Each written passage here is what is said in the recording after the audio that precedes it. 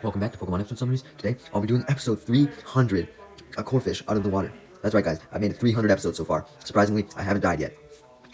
The episode begins with Ash and the gang still on the inlet that Steven had showed them on Dewford Island,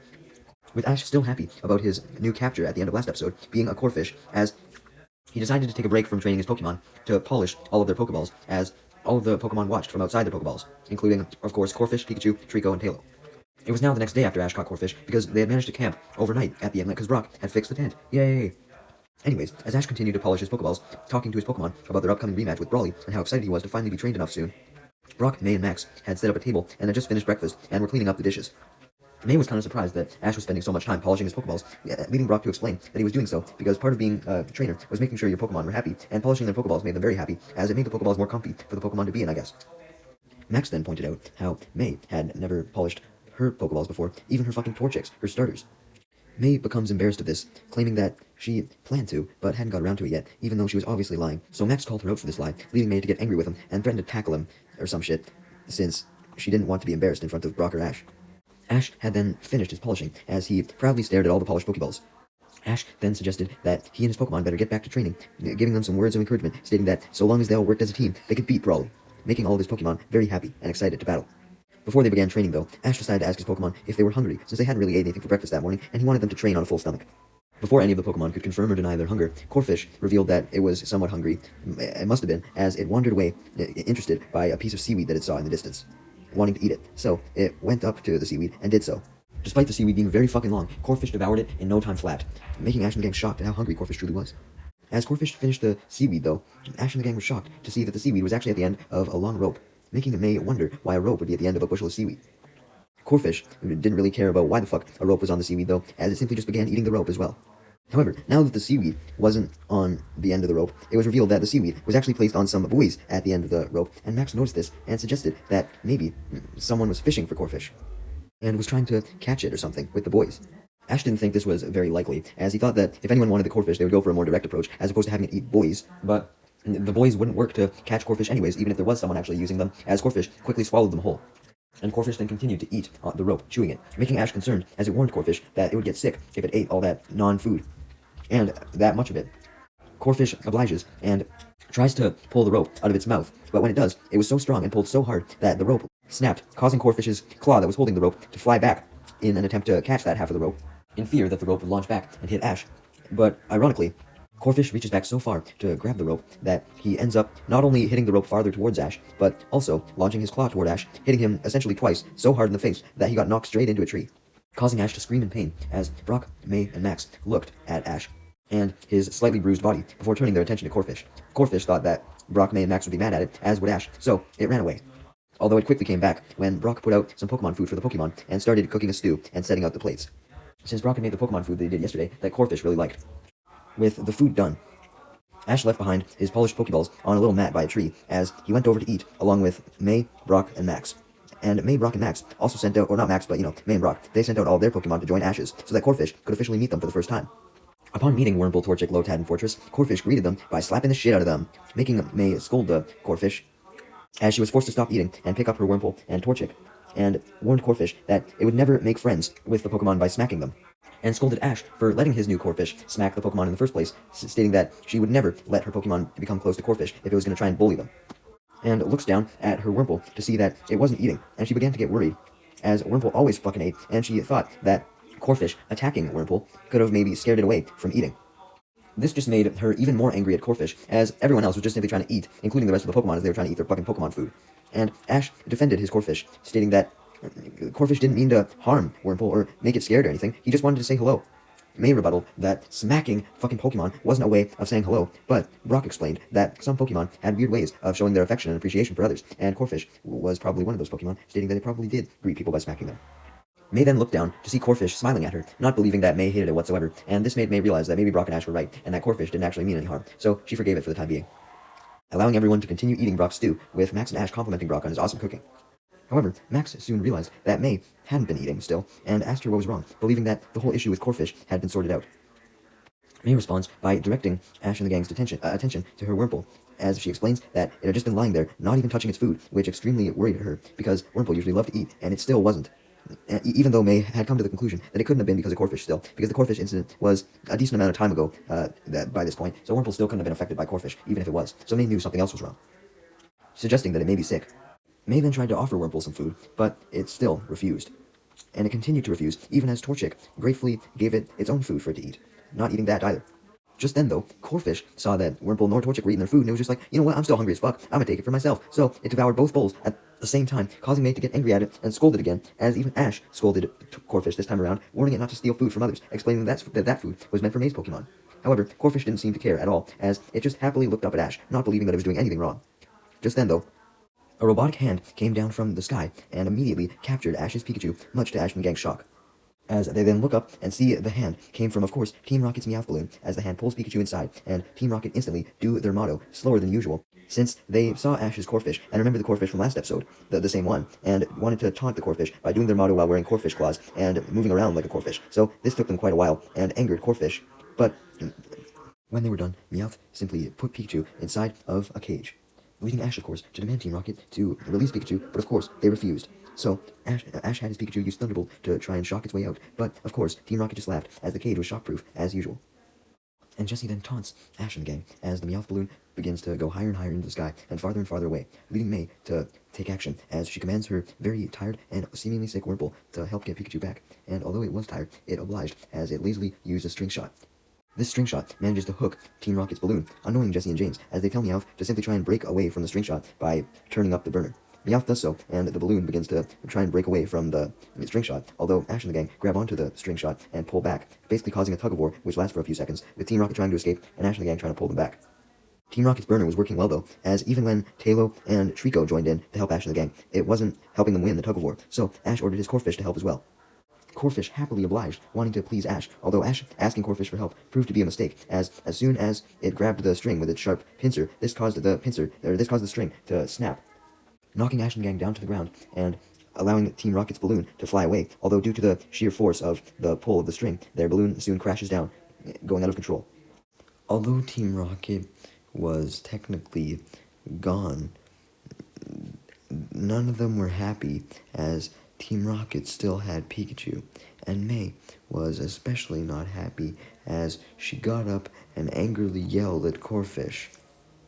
blaming Corfish for both Pikachu getting away and for ruining Wurmple's string shot. Max reminds May, however, that it technically wasn't Corfish's fault, as Ash was the one that had sent Corfish out, and he instructed it to help, and Corfish did the only way it knew how to help.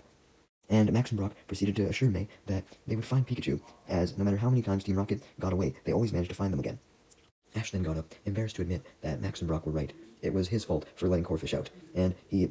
was so embarrassed that he tried to change the subject, just stating that they had to go after Team Rocket and Pikachu, as he chased after the direction that Team Rocket's balloon had crashed into, with May, Max, and Brock following, along with Corfish, Trico, and Talo. Meanwhile, as for Team Rocket, they had for sure crash-landed, and were all moaning in pain from the crash, with James complaining about how he was sick of always crashing, with Jessie and Meowth concurring. However, they all cheered up immensely when they noticed that, for once, despite their blast-off, they actually still had Pikachu with them. However, their happiness didn't last for long, as it was then that Ash and the gang, Talo, Trico, and Corfish all showed up. And Ash commanded Corfish to use Bubble Beam, which annoyed Team Rocket, since their already severely damaged balloon was damaged even more, and they were sent flying back, along with Pikachu's cage, as Ash tried to catch it. But, before Ash could catch the cage, James sent out his Cacnea. But, Cacnea simply just prickled James with its spines. This leads Jessie to take action, as she sends out her actually useful Seviper, which uses its tail to grab Pikachu's cage and bring Pikachu to Jessie. However, May simply orders her Wurmple to use String Shot to grab Pikachu's cage from Seviper's tail, and it manages to do so, since Brock and May, together, along with Max, all pull back on Wurmple's string to pull the cage toward them. As a result, Pikachu's cage goes flying directly into Ash's arms, and he frees it and hugs Pikachu happily, as May thanks her Wurmple for doing a very hard job, calling it the best, since it worked super hard despite it being exhausted. Wurmple was proven to be tired, as, in response to May's praise, it just lazily nodded, not having barely any energy left. So, Jessie just laughed, and commented that her Wurmple didn't do that, and was a lot better and cuter than May's pathetic one, and released her Wurmple out of its Pokeball to prove it, and begins to model it, telling it to walk around. Brock simply states that both the Wurmple look the exact same to him, and they were the same, although May disagreed with this, saying that Jessie's Wurmple was obviously worse, seeing it model, stating that her Wurmple was a lot stronger, and all this shit obviously made Jessie start to fume, as she began to scream that her Wurmple's cuteness outweighs May's Wurmple's strength. As the bickering continued to go on. Suddenly, Jesse's Wurmple begins to glow, shocking Jesse along with everyone else. As they question what the fuck was going on, as May then looked down at her Wurmple to see that it was glowing as well, leading Max and Brock to realize that the Pokemon must have been evolving. Well, we no longer had Wurmple, I guess, but what did they evolve into? Well, they both evolved into a Silcoon, prompting Ash to use his Pokedex on them to learn more about it, congratulating May on her evolution.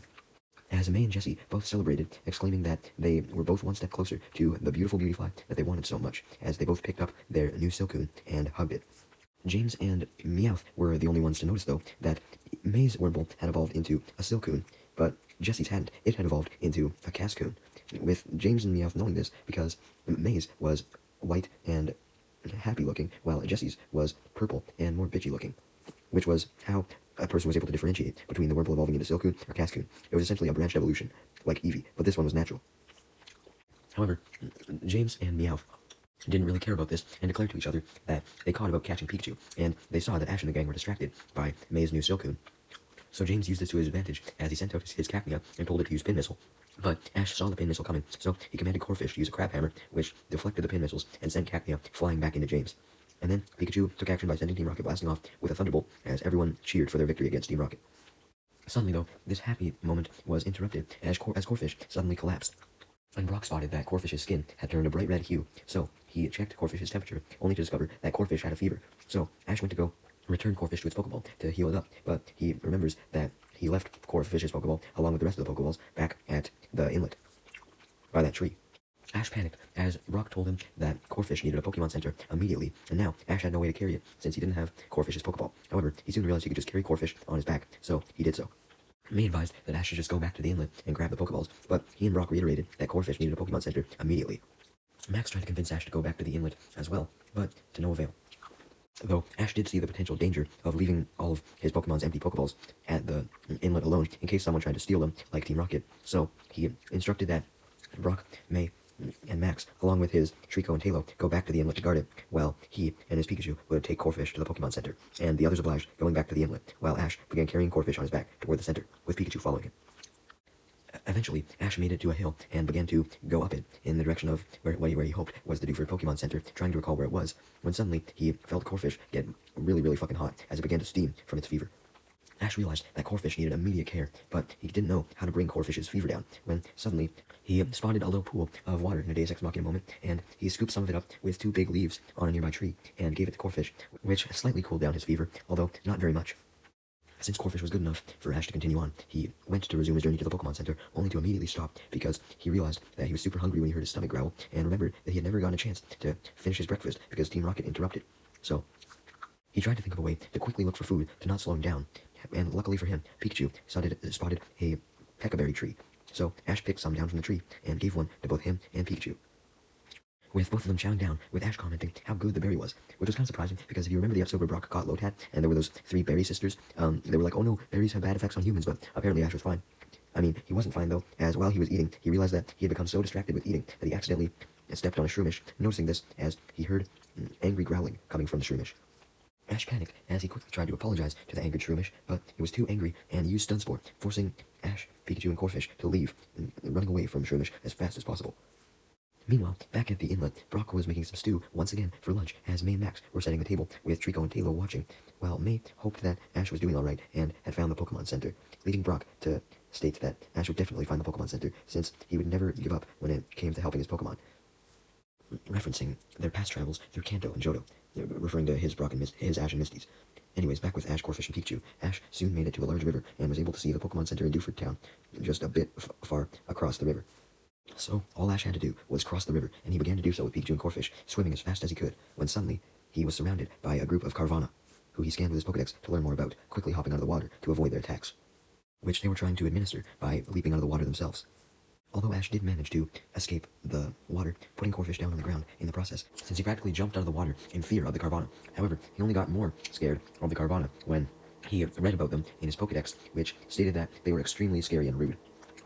So Ash knew that the Carvana would likely never let him cross the river, since they were so angry, so he decided to try and look for another way to cross the river, and come up with a plan to do so, when luckily, Pikachu spotted a boat in the distance that was seemingly just abandoned, sitting there for no reason. behind some bushes. So he quickly puts the rowboat into the water and gets inside with Pikachu and Corfish paddling in hopes that the Carvana would be scared away by the movement of the boat. However, the Carvana only got more angry as they continued to attack, practically leaping out of the water to actually attack Ash, Pikachu, and Corfish. So Ash had Pikachu use Thunderbolt to try and hold them off, which actually does work for a little bit, as all of the Carvana collapse back into the water and sink down, allowing Ash to continue paddling toward Dewford Town, although a few seconds later, the Carvana simply popped back out of the water, now more angry than ever, and proceeded to try and drown Ash and Pikachu as they chomped down on Ash's boat to destroy it. Unfortunately for the Carvana, though, they weren't able to drown Ash and Pikachu, as when Ash noticed that the boat was beyond saving and the remains of it were sinking into the water, he quickly jumped out with Pikachu and Corfish and went back to shore. Although Ash was now panicking, as he admitted to Pikachu that he didn't have another plan to get across the river, and didn't know what the fuck to do, since Corfish's fever was now increasing so much that even the river water wasn't helping it. When suddenly he, while still catching his breath from the anxiety of the whole Carvana incident, suggested to Pikachu that they could simply walk along the shore of the river until they hopefully were able to find a bridge, and thankfully, soon enough, as Ash carried Corfish along the river's edge, he eventually spotted a bridge with Pikachu, so they approached it, with Ash happily declaring that his troubles were over and he'd finally be able to get Corfish to the Pokemon Center, only to realize when he got closer to the bridge that a part of it was destroyed, so crossing it would be impossible. Ash was obviously disappointed, but this didn't stop him from desperately coming up with another plan. Realizing that the river water wasn't that deep, so he could just walk across it, and he grabbed a plank from the broken bridge and placed Corfish and Pikachu on it so he could hold them above the water while he walked through. Ash was happy as he was finally reaching the other side of the river and was almost at Dewford Town, although the Carvana soon returned, having spotted him, and began to swarm around him, trying to attack him again. Ash had an idea to stop the Carvana, though, so he merely just continued closer to the shore, which was now just several feet away. And once he was close enough, he commanded Pikachu to jump to the shore and attack the Carvana with another Thunderbolt, and Pikachu did so, doing his best to keep the Carvana at bay and distracted, which seemed to work a bit better this time, as all the Carvana were dealt with. But then, another group of Carvana approached from the other side of the river, and Pikachu tried his best to shock them as well, and while he was able to get some of them, some more were able to make it to Ash and began to attack him, bashing into him, almost causing him to drop Corfish's plank. Corfish began to panic at this, as he looked to Ash for comfort, leading Ash to comfort Corfish, promising that he wouldn't let anything bad happen to him, and also promised that he would get across the river no matter what. Corfish just had to hang in there until then. As Corfish watched Pikachu continue to electrocute some Carvana, one of the Carvana managed to knock Pikachu to the ground, leaping from the water to do so. And with Pikachu dealt with, this meant that all the Carvana could focus solely on attacking Ash, and they began to do so, about to literally pounce on him. However, Corfish saw this and began to get worried for Ash and Pikachu, seeing how Ash and Pikachu were willing to get injured themselves just to protect it, so it felt responsibility to protect the two of them as well, as it quickly came up with a plan to use a bubble beam to blow all the Carvana back and stop them from attacking Ash and Pikachu, allowing Ash to make his way to shore where Pikachu was. And once Ash had made it to shore, he jumped out of the water and placed Corfish down on the ground, so it could relax for a little bit after doing that ferocious bubble beam. Ash definitely saw that Corfish needed this little break, as it collapsed to the ground to rest and panted heavily. Ash realized that he needed a break as well after walking through the river, so he lied down and thanked his Pokemon for all their help, commending Corfish and Pikachu on working as a team. Corfish simply responded by smiling, and soon enough, Ash, Pikachu, and Corfish got up, while Ash continued to carry Corfish to the Pokemon Center, and he eventually made it to the one in Dewford Town, where he instantly informed Nurse Joy of the situation, leading her to take Corfish and place him in a bed in the ER, and she proceeded to treat him, and by evening, she called Ash into the ER and let him know that because of her treatments, Corfish would be completely fine by the morning. It just needed a night of rest.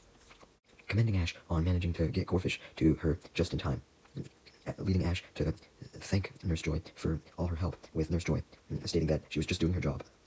Nurse Joy then revealed that she had managed to pull out some of the rope and the buoys that Corfish had ate, believing that just like Ash had feared, Corfish had gotten sick from eating them, and questioned why Corfish had ate them, also explaining that the buoys and the rope were actually hers, and admitted that she was kind of sad to see them ruined because she was using the buoys and the rope to help her potentially lure in sick Pokemon around the area. It was essentially an idea that maybe if Pokemon were sick, but they didn't know how to get to the Pokemon Center in time, then they could follow the seaweed that was attached to the rope and hopefully make it there. Ash then looked to see the broken rope and buoys on a little table by Corfish's hospital bed, and explained the situation when Corfish had originally ate the buoys and rope, though admitted that he didn't know why Corfish had chowed down on the rope and buoys. Meanwhile, back at the inlet, Brock, May, and Max were waiting for Ash to return, having started a campfire, and started relaxing while they were reading some books. Well, May wasn't, but Max and Brock were eager to learn more about Pokemon, even though May should have been the one learning the most. Suddenly, while they were all relaxing though, May heard a noise, and questioned if Max and Brock had heard it as well, with Max and Brock confirming, and Brock stating his assumption that it sounded like an Aeron.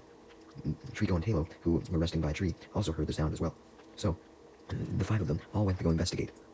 Though, as they walked to investigate, Max stated his doubts that the noise actually wasn't Aaron, even though it sounded like one, since Aaron usually stayed in caves and never went out to beaches, which was where the noise was coming from. So, they all walked along the beach, and after a while, they eventually noticed that the Aaron's voice was actually coming from a tape recorder, with May being the one to find the tape recorder. So, essentially, it was a recording that was playing the sound of an Aaron, not an actual Aaron. Before Brock, May, and Max could investigate the tape recorder, as Brock picked it up,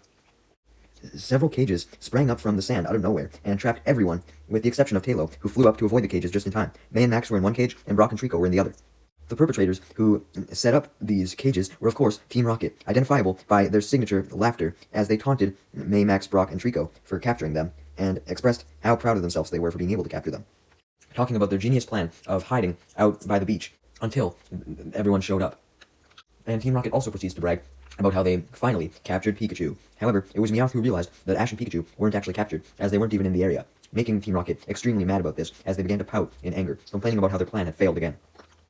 Team Rocket just got even more frustrated, as James realized that they had only had 2 of their cage traps activated, explaining that they actually had 3, because they had one plan for May and Max, one plan for Brock, and one plan for Ash. And upon realizing that the 3rd cage didn't activate when the other 2 did, James angrily kicked the ground. However, when he did this actually caused the 3rd cage to rise up from the ground, trapping Team Rocket, making them even more fucking angry and depressed, as they screamed for someone to help let them out, even though they ironically trapped themselves. Trico then was like, yo, I don't want to be captured in this fucking cage anymore, obviously, and tried to break out using a pound, but unfortunately, it wasn't strong enough.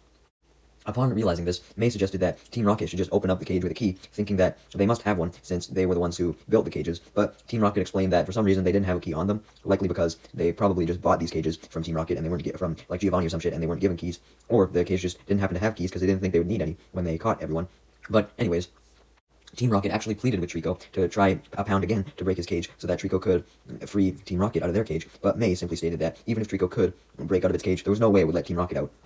Meanwhile, May had eventually noticed, although it took her quite a while to notice, that the tide was slowly approaching the beach, and warned Team Rocket that none of them may be able to get out in time before the tide reached them.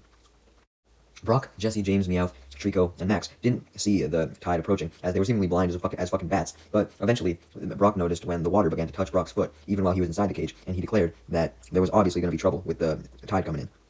leading May to get slightly annoyed with Brock, as she had already warned everyone of the incoming tide already. Meanwhile, back at the Pokémon Center, Ash and Pikachu were now staying by Corfish's bedside to give it comfort while it rested up and recovered, although since it had gotten so late, Ash and Pikachu had fallen asleep, just like Corfish had, and Ash proceeded to dream of himself using Corfish in a battle. And he told Corfish to use a crab hammer. The Corfish in real life that was asleep heard this while it was sleeping, and it caused Corfish to bash its claw on Ash's head, waking Ash up, and he saw that Corfish was up, as he told it to hang in there, hoping it would be okay, and as thanks for Ash's concern, Corfish simply smacked Ash on the head with his pincer yet again, but Ash just laughed, as he was glad to see that Corfish was at least still capable of hitting him on the head. Meanwhile, back at the beach, Brock, Max, May, Jesse, James, and Trico were all panicking as Brock continued to give updates on the status of the tide, remarking how it just kept getting closer and closer and closer. However, Brock then noticed that Talo was not in a cage and was currently flying up in the air and holding the tape recorder, and upon seeing this, Brock formulated a plan so that they could be rescued before the tide came in, as he had called Talo over. The next day, at the Pokémon Center, as the sun had come up, Ash and Corfish had both woken up at this point, and Ash noticed that Corfish was feeling all better, just as Nurse Joy had promised, as Corfish shook his hand. And Ash kneeled down to greet it and make sure it was doing good, as Nurse Joy then came in to check on Corfish, and Ash assured her that, just like she had said, Corfish was completely fine now, and thanked Nurse Joy for her help. Suddenly, Ash noticed Talo fly in through the window of the room, which he had left open to give Corfish some fresh air to cool down its fever a bit more. And Talo flew in not just by itself, but with the tape recorder around its neck. Ash came to the correct conclusion that Talo must have wanted him to listen to something on this tape recorder, so he pressed play and heard a message from Brock. As Brock's plan was to record a message on what had happened and have Talo send it to Ash so that Ash could help. And sure enough, Ash heard Brock's message, which explained that he, May, Max, and Trico had been trapped in cages because of Team Rocket. Also adding that they were just about to be drowned by the tide and they needed Ash's help. So Ash informed Nurse Joy that he had to get to his friends as soon as possible before they drowned, leading Nurse Joy to suggest that she use the speedboat that she had to speed Ash, Pikachu, and Corfish across the river so that they could get over to Ash's friends extremely quickly. And Ash thanked Nurse Joy as he accepted this offer and began his way toward the beach. Meanwhile, back at the beach, by this point in the morning, the tide had reached up to Brock, May, Max, Jesse, James, and Trico's necks, and they all screamed out for help, grabbing onto the top of the cage, trying to just keep their heads out of the water. It was May and Max who then noticed Corfish speeding towards them as he was leading the rescue effort,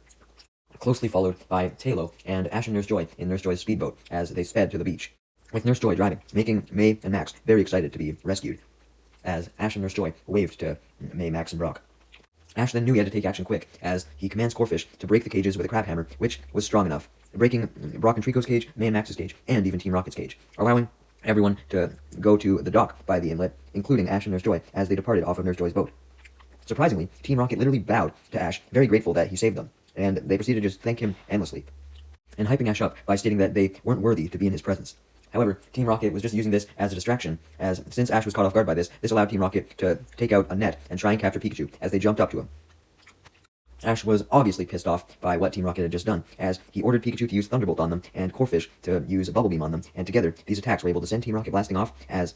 Ash and the gang and Nurse Joy cheered with happiness. With Team Rocket gone, Brock obviously took his usual opportunity to flirt with Nurse Joy, as he thanked her for all of her help, although he wasn't dragged off since, Misty wasn't there.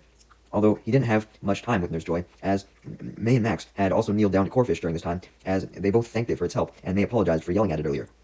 This made Corfish happy, meaning that it, of course, showed its thanks in the same way that it said hello, not believing that there was anything wrong with this approach, as it attacked not only May and Max, but Brock as well, by happily smacking each of them with its pincers, causing everyone to whine in pain and rub all their bruises. And the episode then ends with May and Max suggesting that Corfish should try and learn a better approach when it came to showing its gratitude and saying hello, as Ash just laughed, embarrassed on behalf of his Corfish. Hey, at least that made his Corfish had character. We can't say any other of Ash's Pokemon currently did that.